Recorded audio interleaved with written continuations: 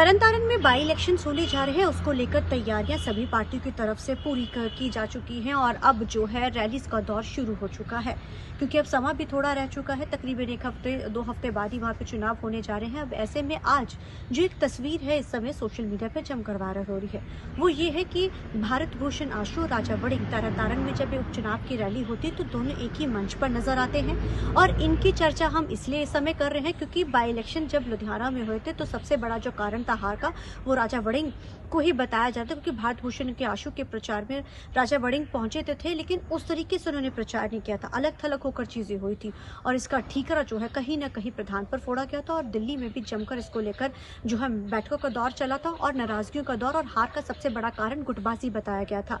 अब एक बार फिर से दोनों एक जगह पर एक मंच पर नजर आ रहे हैं, तो अब ऐसे में चर्चाएं ये उठ रही हैं कि क्या जो दोनों के मनमुटाव थे, जो पार्टी हाईकमान की तरफ से कहा गया है कि सबको एक होकर चलना है, कि वो सब चीजें अब हावी होती जा रही हैं और जो आपसी मनमुटाव है उसको दूर करके कि एक नज़र, हालांकि दोनों आपस में बात करते तो नजर नहीं आए, लेकिन एक मंच पे इनका होने को लेकर कई तरीके के जो है अब राजनीतिक गलियारों में बात उठनी शुरू हो चुकी है। और जब बात कांग्रेस की होती है तो कई तरीके के सवाल ये भी खड़े हो जाते हैं, क्योंकि हाईकमान की तरफ से लगातार ये कोशिश की जा रही है कि जो गुटबाजी है वो कांग्रेस की खत्म की जाए। अब ऐसे में कांग्रेस की गुटबाजी का सबसे बड़ा खामियाजा था कि वो बाई इलेक्शन जो है लुधियाना के हारे थे। अब तरन में बाई इलेक्शन और 27 के भी चुनाव है, इससे पहले की गुटबाजी और ये जो सीट है बहुत अहम हो जाती है। हालांकि ये पंथक सीट है, इस तरफ जो है इस बार का चुनाव बड़ा अलग भी होने वाला है इस सीट के ऊपर।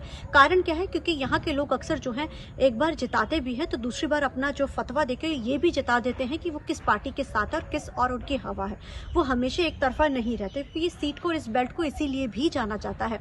अब ऐसे में बाई इलेक्शन होने जा रहे हैं, अब ऐसे में इन दोनों का साथ दिखना और गुटबाजी, क्या ये हाईकमान का साफ है? क्योंकि हाईकमान लगातार ये बात कहता नजर आ रहा है कि अब गुटबाजी नहीं होनी चाहिए। गुटबाजी इसलिए भी नहीं होनी चाहिए क्योंकि वो नहीं चाहते हैं कि तरन के बाई इलेक्शन हारे जाए, क्योंकि इसका जो नतीजे है 27 के चुनावों पर पूरा जो है असर डाला जाएगा। हालांकि बाई इलेक्शन सरकार के होते हैं, लेकिन अब क्या कांग्रेस के मनमुटाव खत्म होकर एक साथ अब आकर बढ़कर चलेंगे? अब ये देखना बड़ा अहम रहेगा।